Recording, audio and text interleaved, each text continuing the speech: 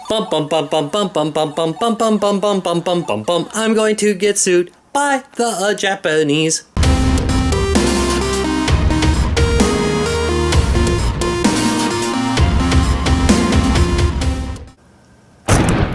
Hey ladies and germs, SuperImpulse sent me yet another Tiny Arcade to review, so let's take a look at the Frogger Tiny Arcade. This is kind of freaking cheating on their part, because I like Frogger a lot. One of my favorite games. Anyway, let's see, what does it say? It includes one game, 3 AAA batteries, keychain, and instructions. Warning, it's a choking hazard, don't eat it.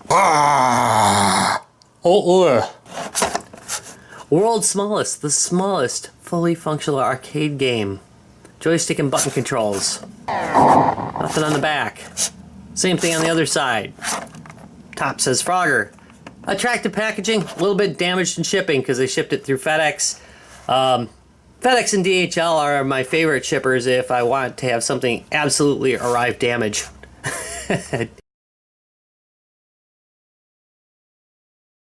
I've covered these a bit before and they've always gotten favorable reviews. I really do like them. For the form factor, they do a lot. That's all I really have to say. Let's get unboxing and play some of it, shall we? I quit saying shall me. That's kind of an Ashens thing, isn't it? Didn't he say that all the time?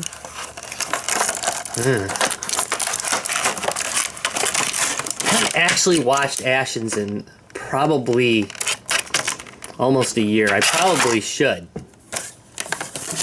Anyway. Tiny Arcade, the smallest fully functional arcade game. Hey. They didn't include a handout with all the stuff they have. Ooh, that's sad.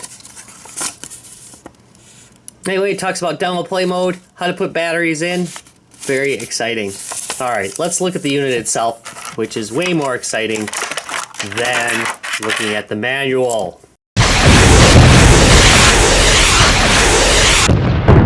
Retro Rock plays everything. And here we go with Frogger.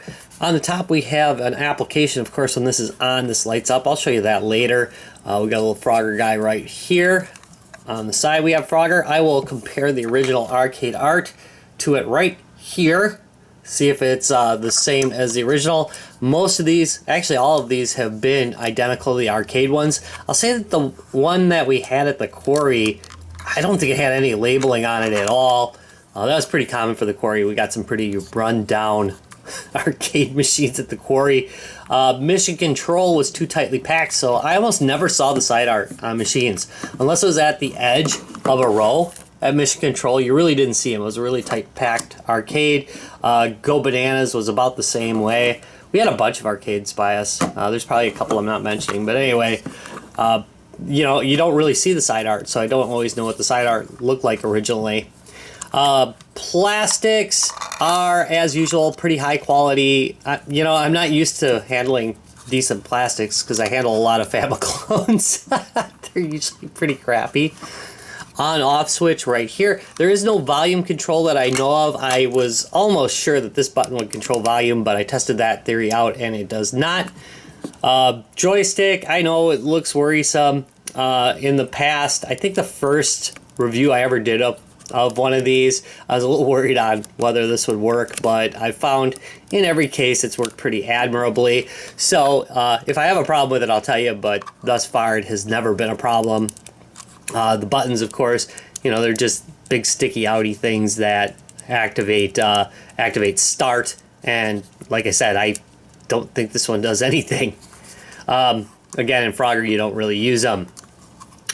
The application of the decals is okay. You can see a little bit right here. See that? Where there's a little bit of misapplication right there. And a little bit right there. It's not bad though. You can press it down with your finger. That's become more and more common on these. Not this particular line, but some other lines have had some really egregious stuff. This one's not too bad though. At least the decal's on straight. Decal qualities, you know, mid-grade, pretty good. Not as thick as some, but again, not like super thin and feels like it's going to wear off.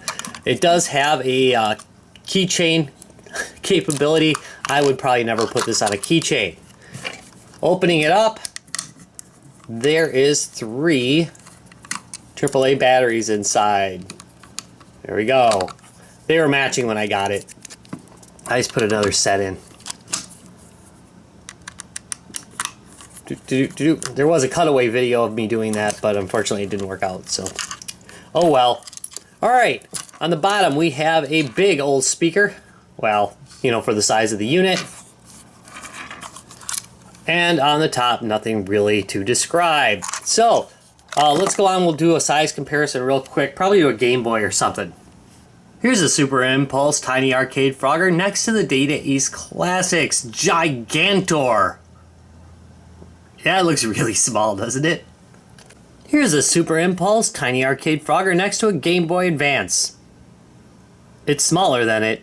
Here's a SuperImpulse Tiny Arcade Frogger next to my gray and rather angry cat. It's smaller than her. It's time for some Tiny Arcade Frogger gameplay. I should probably turn the camera around for that. And it's time to play some Frogger. You're going to notice that the original Frogger theme is not here. And that's because the original was ripped off of a kids show in Japan and has to be licensed separately. And I don't think there's any versions of it anymore that actually go through that process. So they never did. They originally just ripped off. But now, you know, due to licensing, most versions don't have that song on it.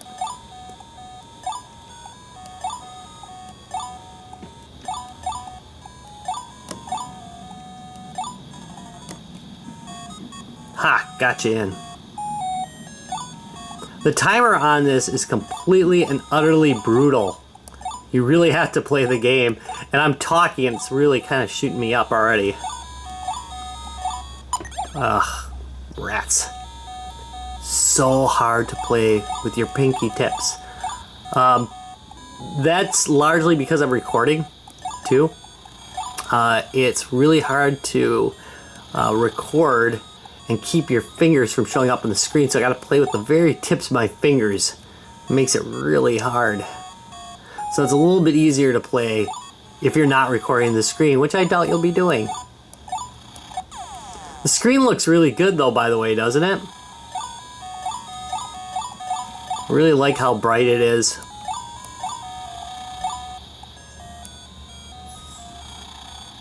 There we go.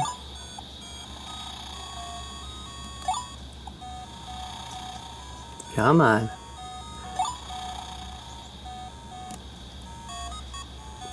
Generally, I do the first nest on the left first. So I'm kind of doing this backwards from how I usually do it. Oh, crap. And there we go. I died. That's what you get for talking while playing Frogger.